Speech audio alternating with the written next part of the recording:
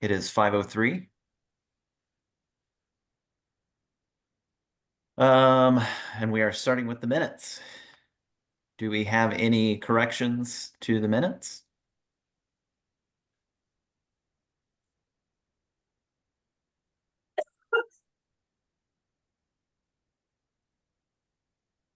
All right, it sounds like we have no corrections to the minutes, so they stand as read.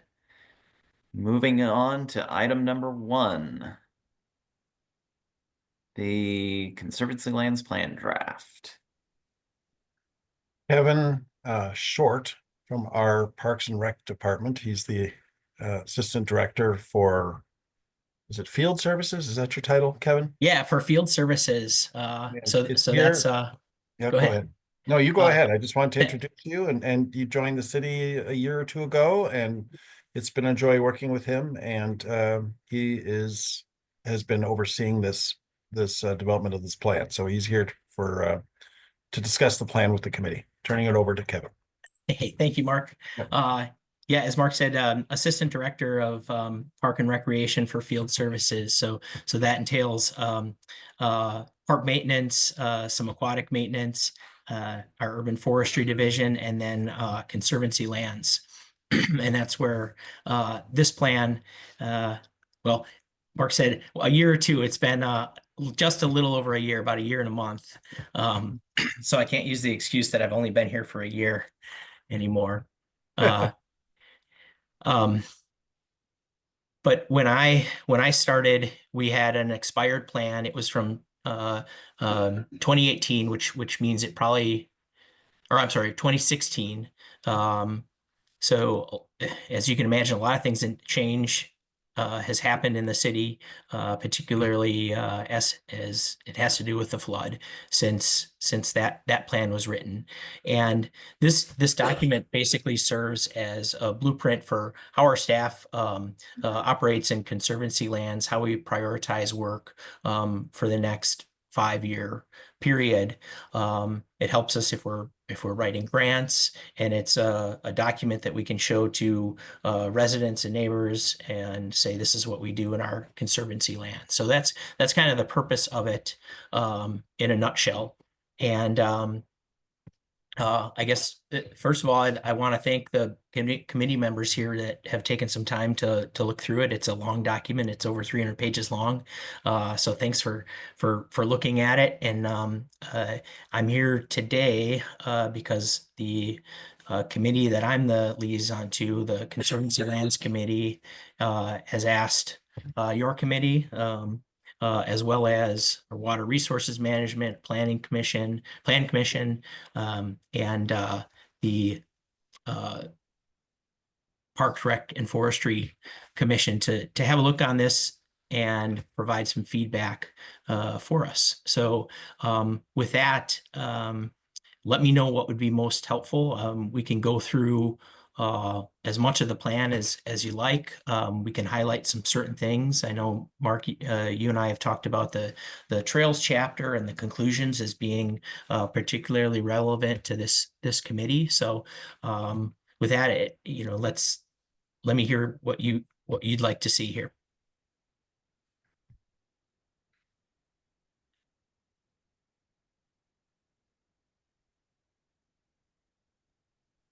Mark, you mentioned in your email that you had a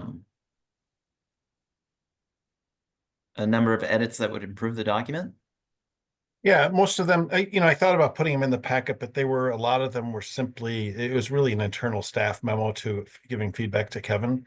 I can pull it up if you'd like. Some of it was typos and such. I would like to see the non-typo things just so we can. Right. Yeah, and I'll just say that we have been getting in some feedback that's similar to what Mark just talked about, spelling errors and that sort of thing, and those are super helpful. But what I'm really interested is this committee's ideas on how to make this the best plan. Right. So that we have something that moving forward we can really use and we can stand behind. So looking at that trails chapter, looking at the conclusions, I think those are places to to go about. I can go through some of the process that we use to come to the place we're at with this plan. So, well, go ahead. So Tad, you have a request to see what I did. So I'm going through quickly just to highlight the substantive comments. All right. For example, something I wrote was Friends of Pheasant Branch should have the word conservancy after it. So, it was things like that. Alder Kalish, his name was spelled wrong. It was things like that. You don't need to be discussing those things. That all objectives should start with a verb. Most do, but not all. So things like that we don't need to focus on.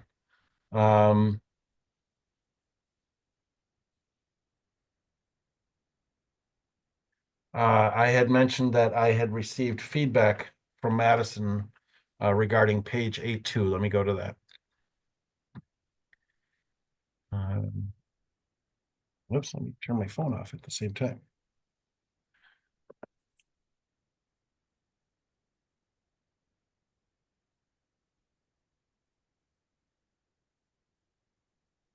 So I think what I was saying here, so this is the trail section, the trail chapter. And this was about how we refer to trails versus paths. There is some variation in how these terms are used throughout Dane County. As is noted here, DNR uses the term trail to refer to shared use paths and even waterways. DOT tends to use the term path whenever pedestrians use the facility.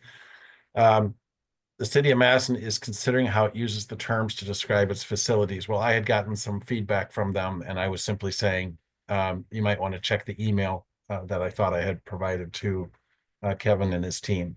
So that was a comment I had. My understanding, and again, I don't think we need to focus on that.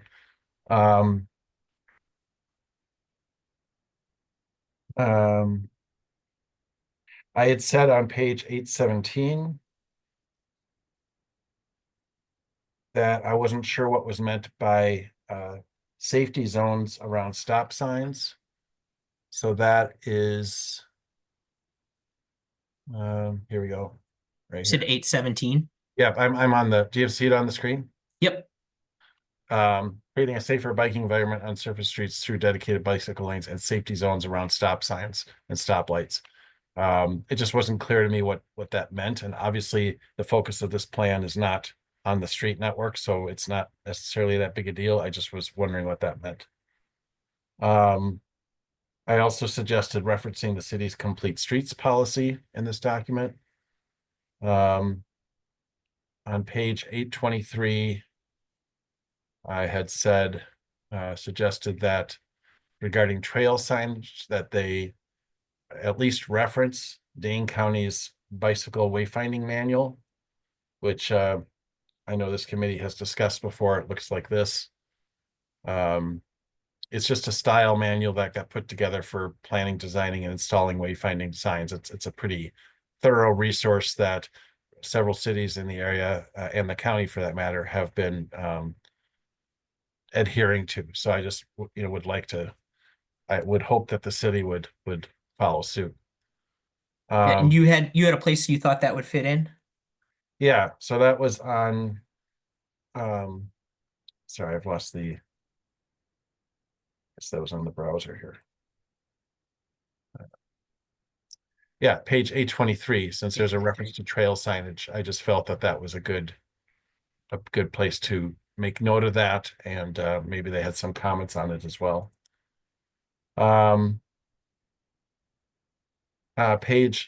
Then in the recommendations section, every chapter ends with recommendations. There were a number of very good recommendations here, but what I was saying in my comment here is that there was some references earlier and throughout this chapter. There were a few comments that came across as recommendations. For example, creating a safer environment for bicycles along the street network. That was listed somewhere earlier. Well, we actually, with the stop signs, we had talked about it, but I don't believe that is a recommendation. I don't believe was captured in the Oh, final. so you're seeing recommendations in the text that don't appear Exactly. in the Yeah. summation. Yeah.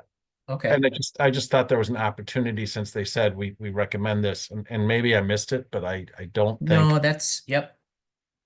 you know. So that was what that comment was. I said, whoops, Mike, I'm not even scrolling. Why is it? Oh, somehow my tracker was doing it. And those were my substantive comments on chapter 8, the trails. Um, yeah, that's really the substance of what I commented. Excellent. Um, can I ask a couple questions here? Mark, would you go to 182? It's page 87. Sure.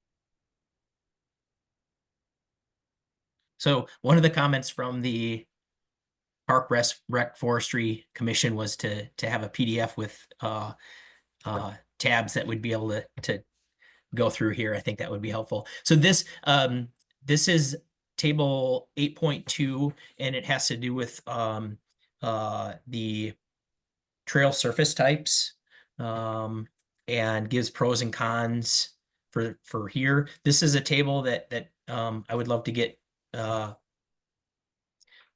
your thoughts on, as far as if there's material that's missing from this, if any of the information needs to be added to or taken away. So this is a place where the expertise on this committee would be much appreciated. Taking a look at that, just making a recommendation. Um, Additionally, the next table, table 8.4, is another one that there's some things about the wording. I'll let you get to it here. This one. So this is concern. So this comes back to some of the work we did with our survey, with our 5 public uh, involvement meetings, with some of our stakeholder and friends group meetings. Is what I think this first column is trying to say is this is what concerns were brought up during some of those, proposing excuse me, a possible solution, and then weighing out those solutions. This is another table where I think if this committee were to look at this and just say, hey, here's some things that you might add or take away, that would be I think very helpful. And then the last thing I was going to bring up would be the recommendations, like you were talking about, Mark, and that's page 201.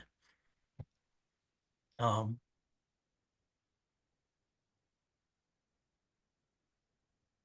and I think so there's some really good recommendations in here. Some of the things that that we've started doing. I think of particular interest is there is some recommendations regarding collaboration between the Conservancy Lands Commission and your committee. So having your thoughts on that, or maybe some discussion in the near future, would be something that I would like to see.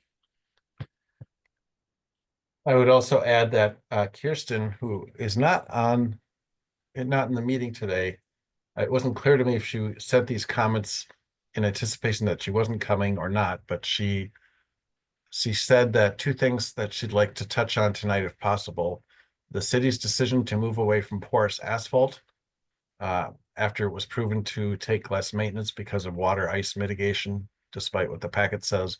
And number 2, possible future alternatives to paving the water tower crushed limestone trail. So those were her. She's talking about accessibility seems to be coming second to the natural environment protection goals. So since she's not here, I thought I would pass that on. Yeah.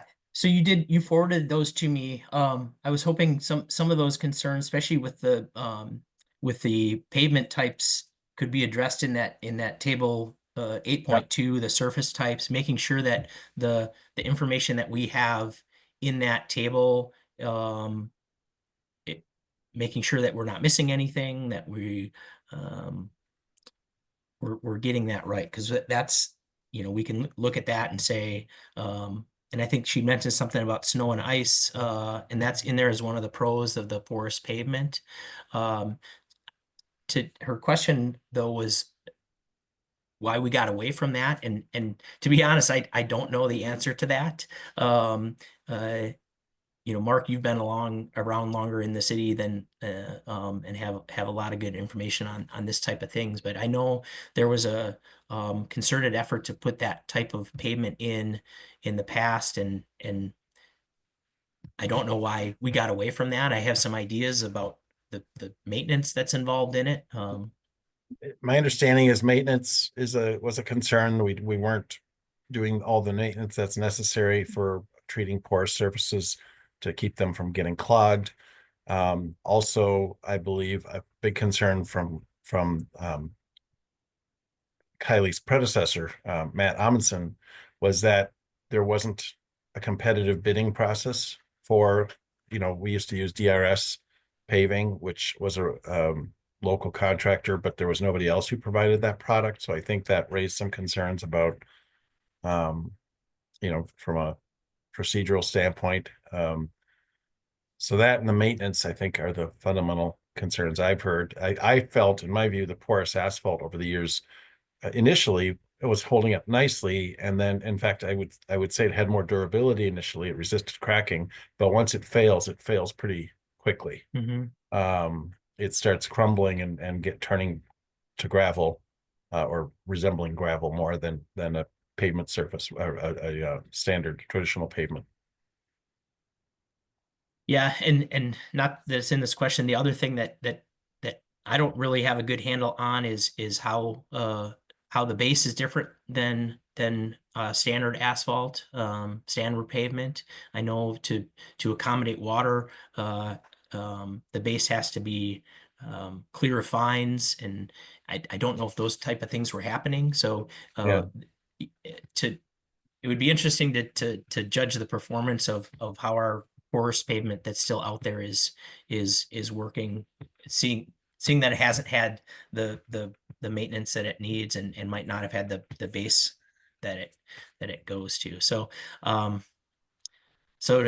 don't know the answer to the question. The second question was regarding alternatives to the section in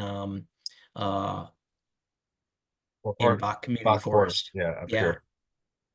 Um, and that I think this plan probably doesn't get to the specificity of saying like, hey, this trail should be paved or this one shouldn't, but I think it represents a good overall plan for how we look at things more holistically. And I think on that particular trail, go back to the question, was what the alternatives were. The way she had phrased it was,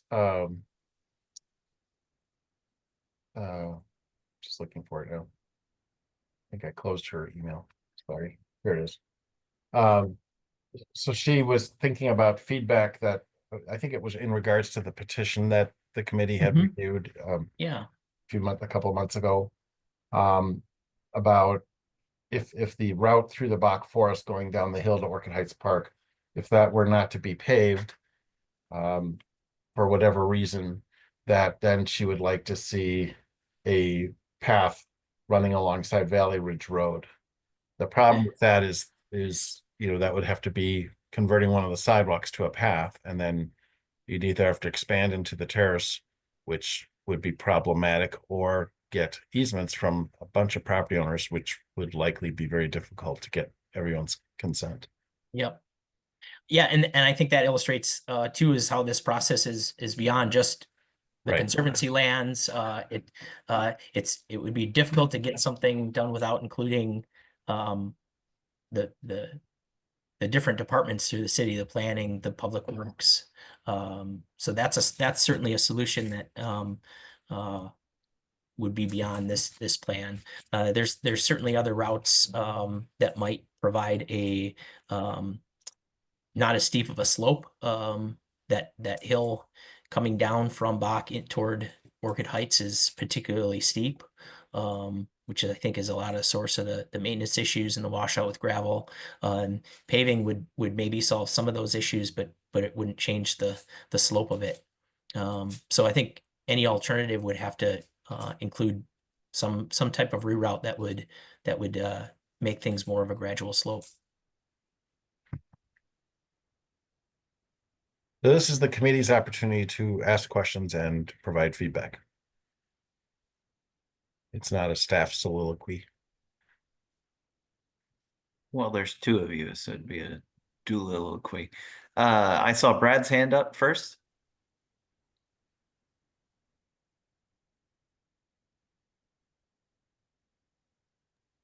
Brad, There, you're I'm there you go. unmuted. Sorry. Sorry. Just on the public comment section, this is just a note. When you discuss the one-way trail, the lack of one-way trails, What we page do actually number? have I'm sorry. sorry, it was in 814, Okay, thank you. I think, or 812. There, sorry, Yeah. the public input on the next one down. Just one-way trails. It says no paths are currently one-way. Some of the mountain bike trails are. So just for Oh, yeah, of accuracy's sake. course. So for Yeah. accuracy's sake, we might want to fix that.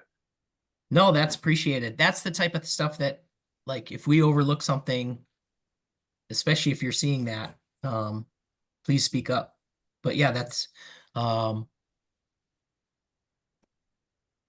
Good point.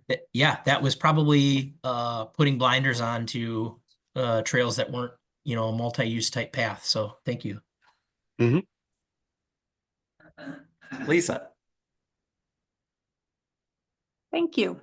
Well, I have 3 opportunities to review this because on Tuesday, Plan Commission is doing it and the Water Resources, I think is our next meeting. I can't remember if that's next week. So I'm going to focus just on a couple things related mainly to this committee. On page 4.2, it mentions that the 2018 plan suggested having a liaison between Ped Bike and Transit and Conservancy Lands. Kevin, as you may have watched, councils moving in the direction of not always having liaisons between committees, but rather recommending that when there's a need to coordinate, the 2 committees get together and, do that in a meeting. So I don't think we need another liaison, but definitely we do need coordination between these 2 committees and PRFC as well, because they maintain the trails. I had a question about grants for conservancy lands, specifically any trail improvements. I got the impression from the draft plan that we have not pursued, and this is no judgment on you, Kevin, but we haven't pursued a lot of grants for conservancy lands recently. Do you know of any that might be available for trail improvements or accessibility, like if we decide to pave some of them to make them accessible to people who have mobility limitations? Is that something we could fund through grants? Yeah, so 2 parts of that. The first one, whether we have been pursuing grants in the past, part of it is just with turnover of staff and not the best record keeping. A lot of that information is like, hey, we don't know that we got any grants. We don't have record of them. There were certainly grants that were used in reconstruction of Creek Corridor and associated things with the flood. But more to your point of seeking grants that are specific to trail accessibility, those are things that we'd be very open to pursuing. And I think while I don't know that this plan or this chapter calls out specific grants, it does recommend pursuing those grants, keeping a database of available grants, and that's something that I think this plan directs us to do and also helps us with. Okay. I will add to that to that answer that the DNR, the DOT, and at times Dane County have offered various grant programs. I don't remember all the names of them, but I know that we have, for example, Abby once obtained a stewardship grant, I believe it was, from the DNR for developing the trailhead on University or Century Avenue by Branch Street. DOT has something called a TAP grant, Transportation Alternative Program, administered through the Metropolitan Planning Organization. Those are, we've actually received what was it was used to be called an enhancement grant. Actually, it became called a TAP grant then, but we've received one of those before, and to develop the North Mendota Trail, actually North Mendota Path, and I recommended we turn that back because the amount that we got wasn't, as it turned out, was way under what we needed, and B, the I dotting and T crossing that was required to meet the federal requirements was going to make it a more expensive project. And so we decided to turn that one back. And then Dane County itself has given us funds for trail development. The North Mendota Path in particular, they allocated $1 million for us to develop the east segment.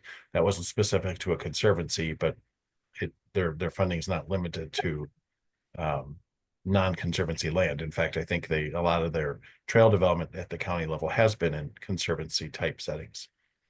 So there are definitely sources out there that it would be nice to document some of those. I just would have guessed that was in here, and I don't remember specifically reading those sources, but isn't there like a funding component? There is a page for that, but like I said, I also, again, I have not, digested all 301 pages, but Right.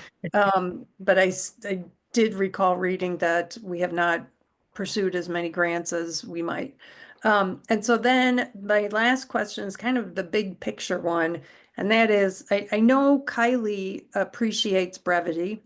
We talked about strategic plans, and she showed me some examples of, model strategic plans that are much shorter than the one Middleton has. And I'm wondering, does this plan as it's drafted give you a clear sense of what your marching orders could be, or the city's marching orders could be?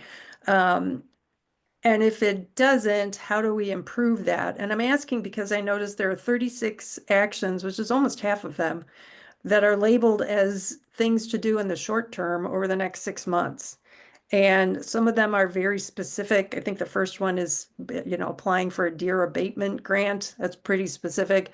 And then it gets bigger, like, bigger picture, like develop a policy for funding these programs or coordinate with somebody.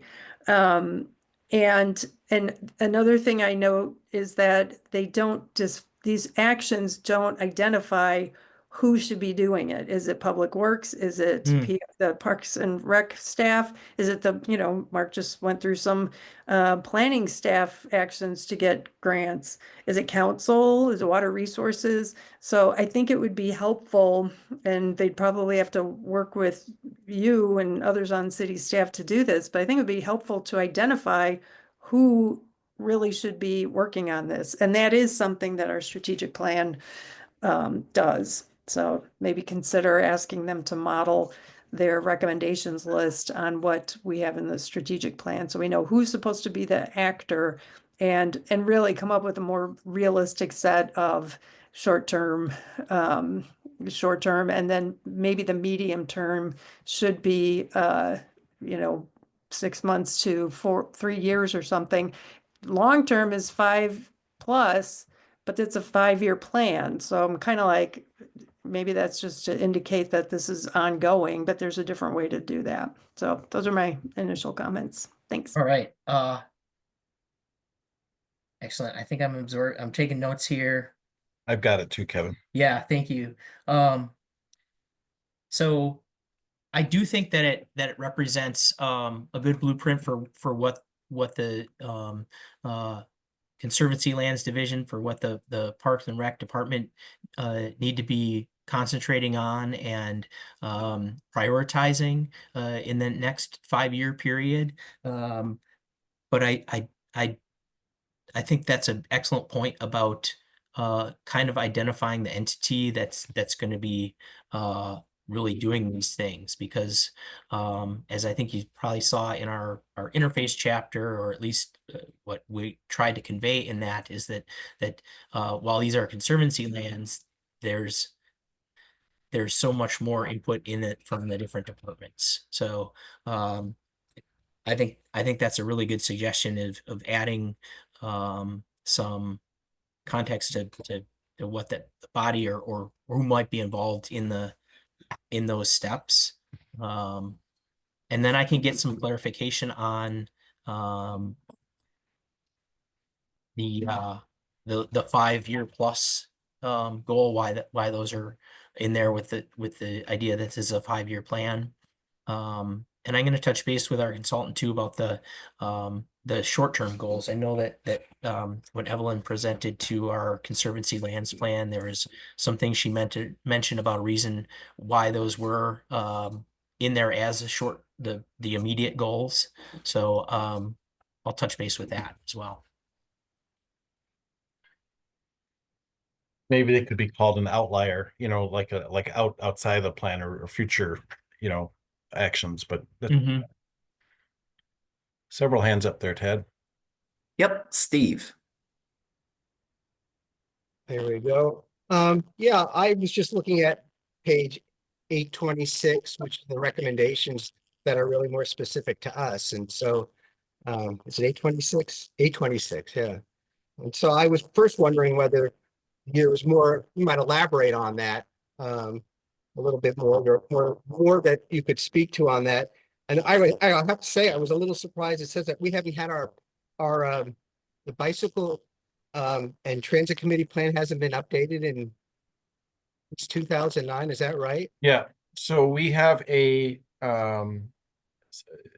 pedestrian and bicycle plan, or bicycle pedestrian plan, whatever order it was last updated 2009. We did, through the comprehensive plan that we adopted as a city in 2021 or 2, whatever year it was, we had a new bicycle network plan in that.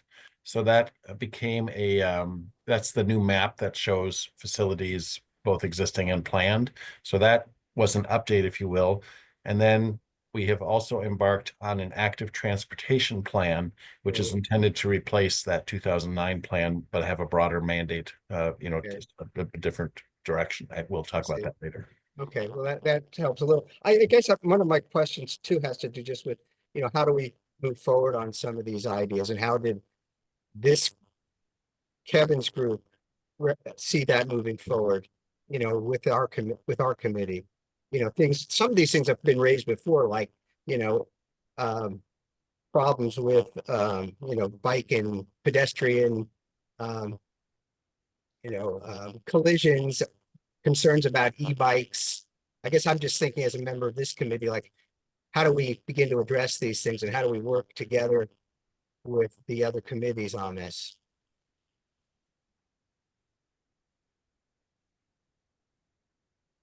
Yeah, I think those are questions that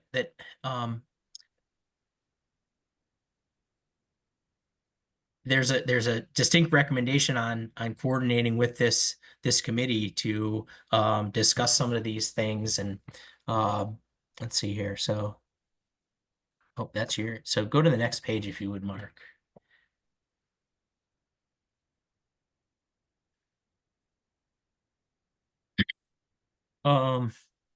So you brought up some things about signing to say get the message out about trail etiquette, or how we can share the paths between different user groups, and addressing some of the concerns of those groups. And I think that's where some collaboration with the two committees, whether that's like the plan suggests a liaison relationship, or as Lisa brought up, having combined meetings. I think that could be something that could be worked into those type of groups.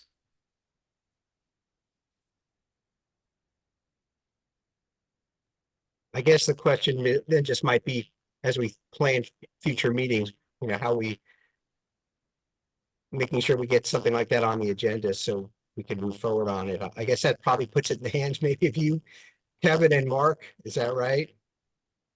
Well, I'll speak to the Conservancy Lands Committee. I think we'll be using this document as basically a plan for how we conduct those meetings. We'll be using those as we make budget requests. We'll be using this as a document. So I almost see that city, figuratively sitting on the table at every meeting that we have and working through some of the recommendations, especially as we look at some of the longer term ones. And I think that that same philosophy could be brought to the Ped Bike and Transit committee and any interactions with that committee.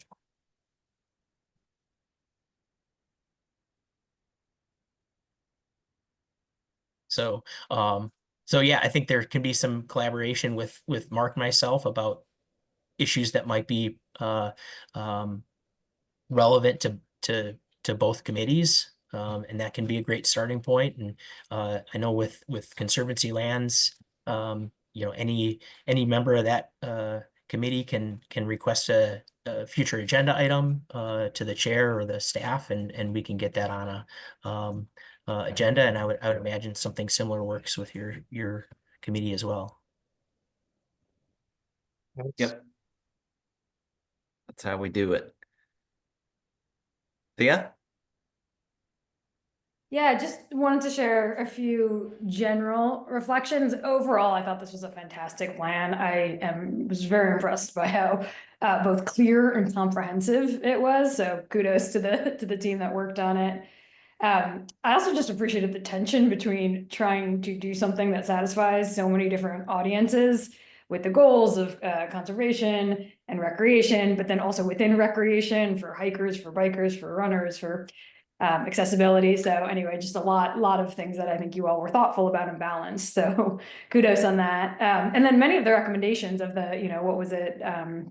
Nearly 100 or so recommendations. I, you know, found myself just underlining an exclamation point and starring most of them because most of them were things that I would love to see. I liked all the signage ones, the comprehensive trail map. I really like the education and some of the cultural elements, which I acknowledge are outside the purview of this committee, but I just wanted to plus one those. Two recommendations that I didn't see, but I could have missed them. And so I was curious if you received any feedback in your survey about them or considered them, or about more water fountains in the Conservancy, as well as more bathrooms. Did that come up in your consultations at all? I assume you mean drinking fountains? Yes, drinking fountains.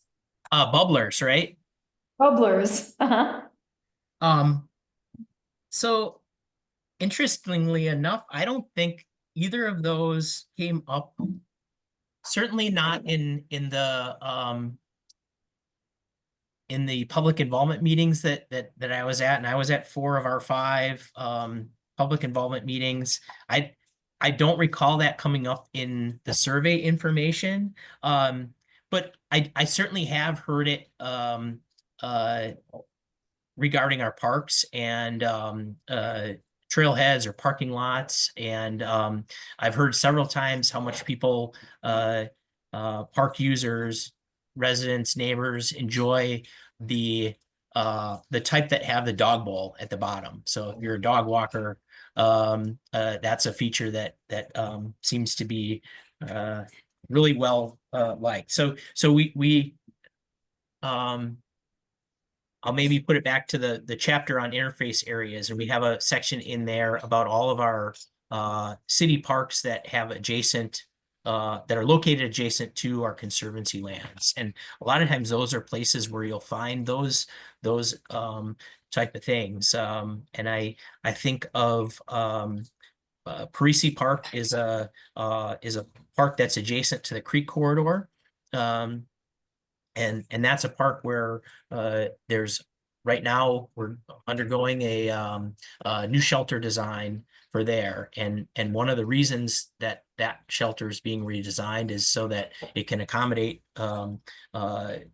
path users on the Creek Corridor with restroom facilities, having drinking fountains. So I think while this plan maybe doesn't call it out, and like you said, I don't think it came up in a lot of the public comments. I think it is something that the Parks Department is looking at, and we try to have those at the places where people might enter into trails, might leave a parked car and go into a trail. So I think that's a good feedback, and I'm actually going to ask if that came up in areas that I didn't see. And And then, yeah, I just thank you for your comments about the other recommendations in there. It made me think of something our consultant always talks about is our dual mandate. We're looking at protecting the environment, but we're also looking at being able to have people come into it where they come in, they experience it, they enjoy it, and they therefore want to protect it.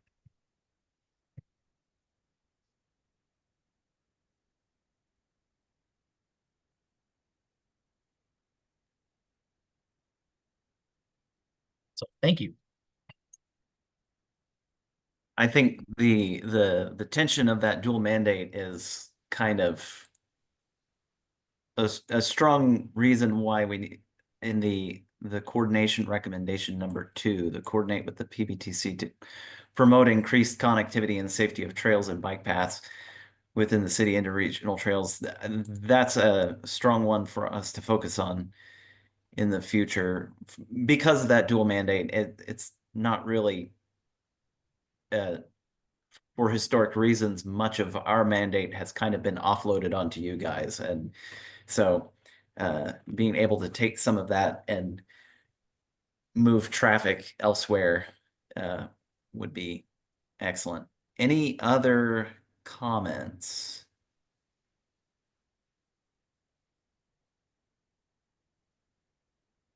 So going back to the trail path surface table I am not a surfaces expert. Is anybody else here a surfaces expert?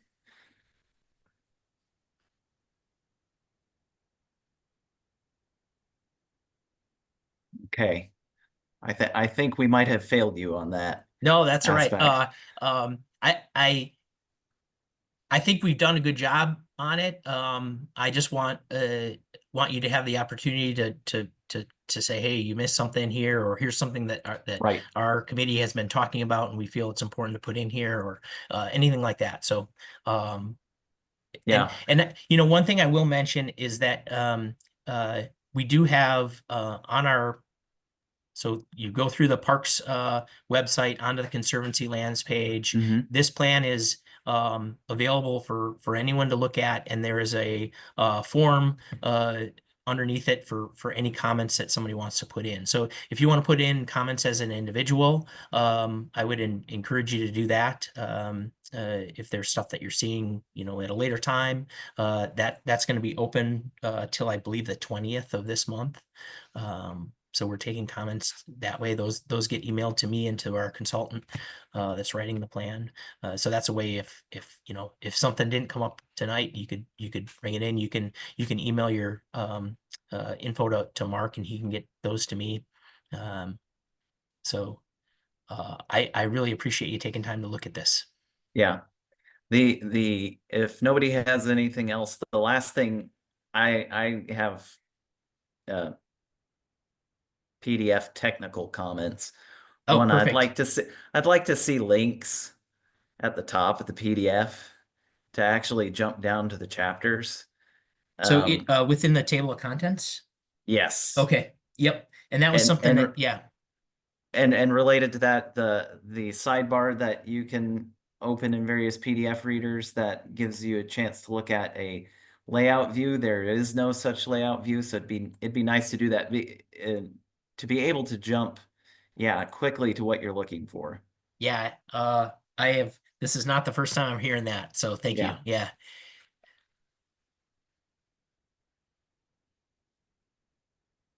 All right. Think we're done with that. So committee work plan. Thanks, Kevin, for being here. Thank you very much. Thank all of you. I'm gonna leave the meeting.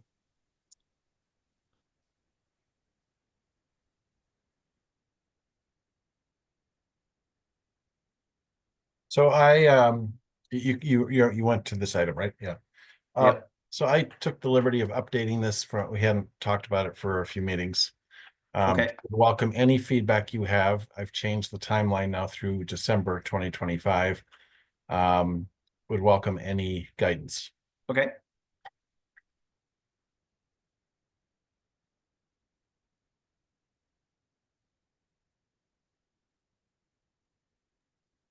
along with any volunteers who wish to help with Bike Week. Oh, yeah. We do need to do that. As you're thinking about that, I will announce that we have a new position that got funded, and we've hired an individual in the planning department. Very excited to that Scott Heacock will be joining our city team as the placemaking planner.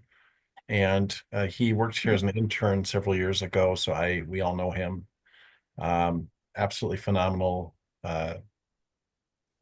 addition to the team, and he will be helping with various tasks in addition to Stonehorse Green and various events planning. But he's got a ped bike transit background as well, and so he'll be a resource for our committee in the future as well.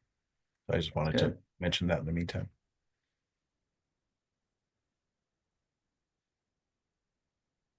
Do we have any feedback on the task list tonight?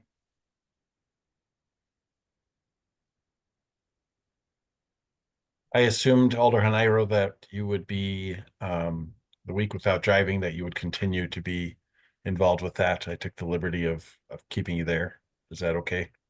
Yes, that's fine because I will be doing that as a council member, but I will likely not be on this committee after April, so Understood.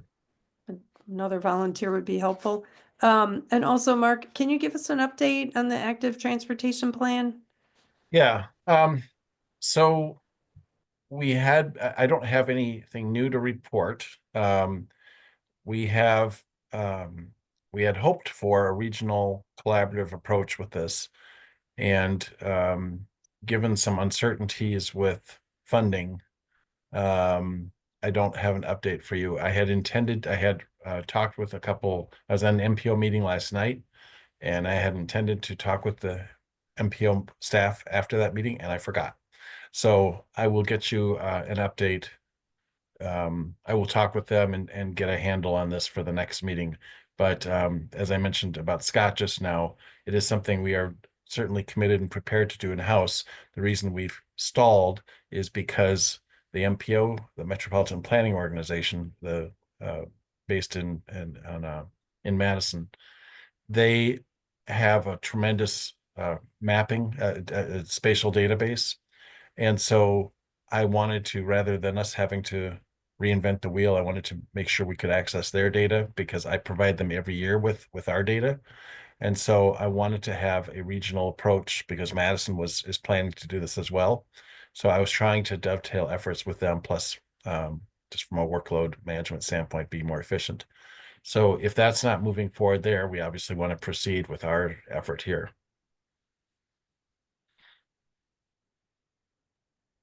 Thanks.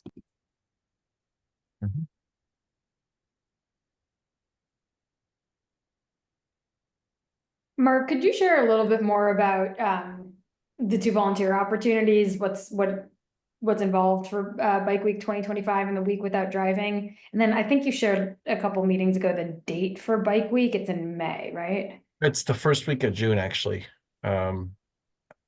I guess I could add that to this. Yeah, it's June 1st through June 8th this year.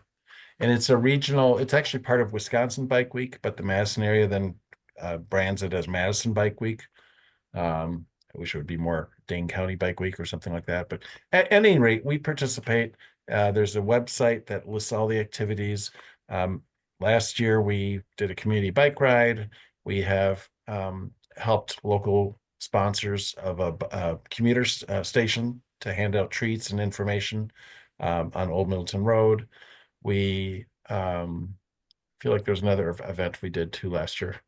But basically, it's there's been a number of ideas. For example, helping advertise the bicycle benefits program with local businesses. I mean, there's a lot of things that we can and could be doing. There's also a program called Bike Buddies. So matching riders with people who are identified through the Metropolitan Planning Organization's round trip program to help people match people with riders to get to work or wherever they're going. So there's a number of resources, and what I was envisioning for this year is having a small team working on putting together various activities for Bike Week that are hosted in Middleton. As I said, I worked on this. We have another resource with a new colleague coming in, but it wouldn't hurt to have a couple other people to help with it.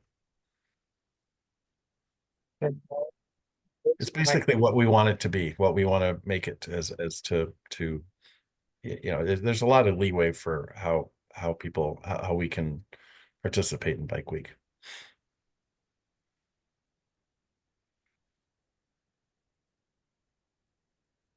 I'm out of town that whole first week of June, but I would happily volunteer to help Lisa with the week without driving opportunity. Excellent. I'd help with Bike Week. Steve. Thank you.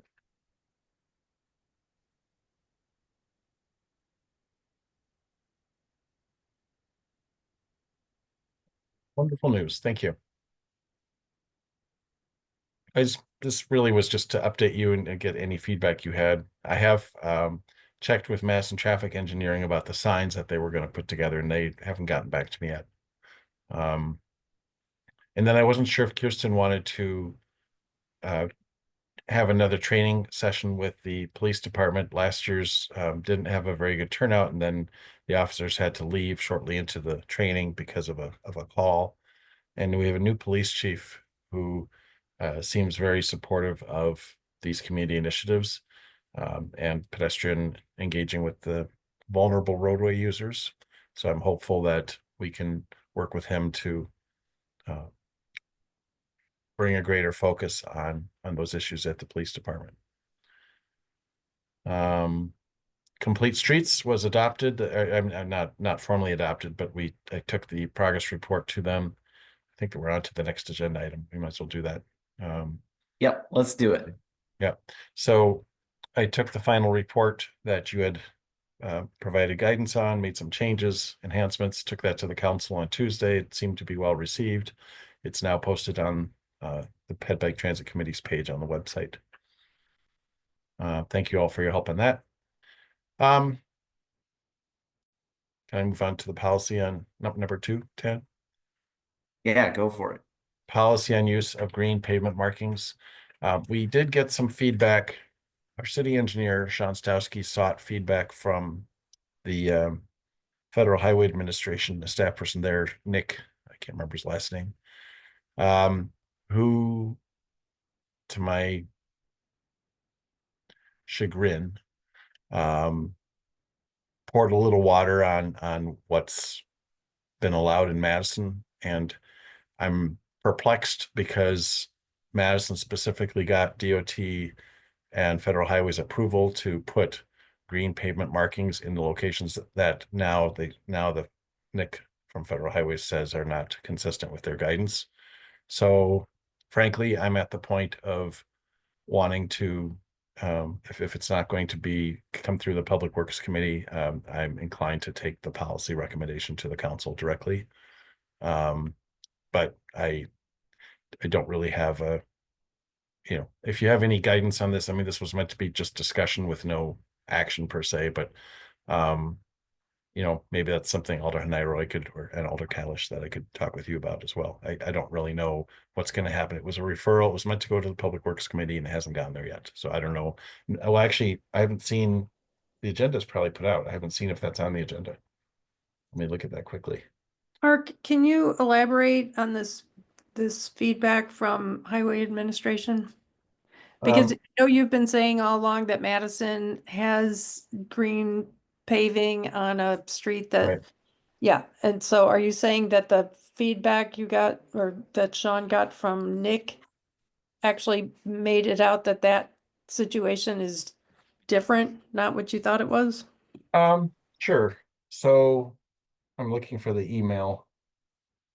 And I debated putting it in the packet, but since it was an internal communication to Sean and it was his request, I wanted him to process the information first. I'm just looking for it here. Nicholas is his name, Nicholas Perna.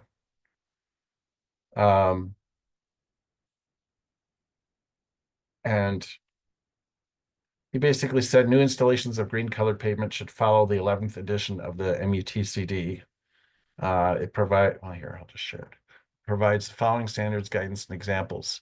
So it basically said where a shared use path crosses a roadway, crosswalk markings shall be used. In other words, what they're saying there is green pavement markings shall not be incorporated into crosswalks.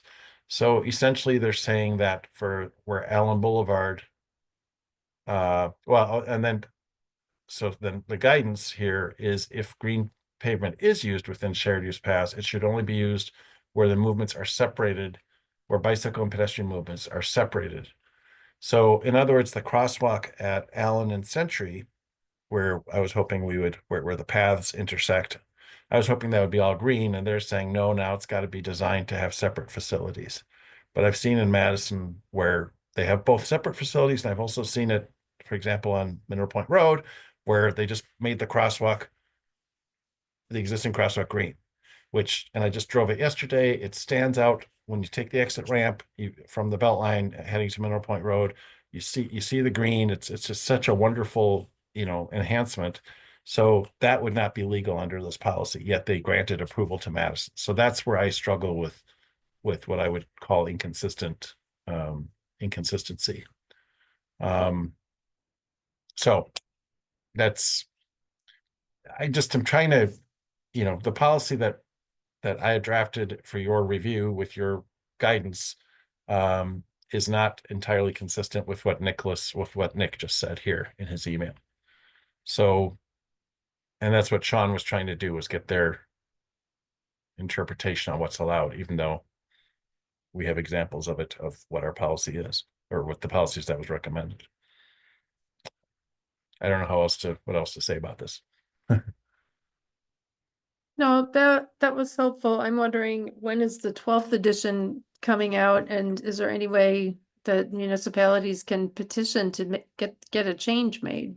Well, and that's the approach that I think the answer to that is yes. There are processes. Madison all along has been and other cities have been implementing the green pavement for several years. A lot of communities had gotten formal permission for an exception or an exemption or whatever, or for permission to study it, or a test application like a pilot project.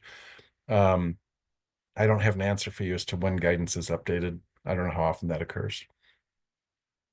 So it's just something else I need to work on, and Sean's going to be leaving soon. So my main concern right now is it'd be nice to make sure that the design of the Allen Century intersection can have this application. That was really what I was trying to do. So that's what I have on that one. The Cayuga connector path. All right, Mark, just to jump in Oh, real I'm sorry. quick, I have to duck out. So if that affects quorum, that's a problem. It does not. It does not. We'll still have we are one. good. Thank you. All right, we're good then. I have to jump out as well. Does that affect? 1, 2, 3, 4, 5. And somebody I think already has jumped out. Well, let me just say one more thing quickly. Okay. The city received 2 bids for the Cayuga project. Both of them were under the design estimate. The only thing left is that we are waiting for a property owner to give us an access easement. And I've tried reaching out to this person 3 times in the last 3 weeks and have not gotten their attention. So that's what's going to hold that up. It's going to go to the Public Works Committee for a recommendation to council, but it's going to be contingent on getting that easement before we go to the council. And that's all I had. So Right. That is our agenda. Okay. We are adjourned. All Thanks, right. everybody. Thank you. Thank you. You. Bye. Good night.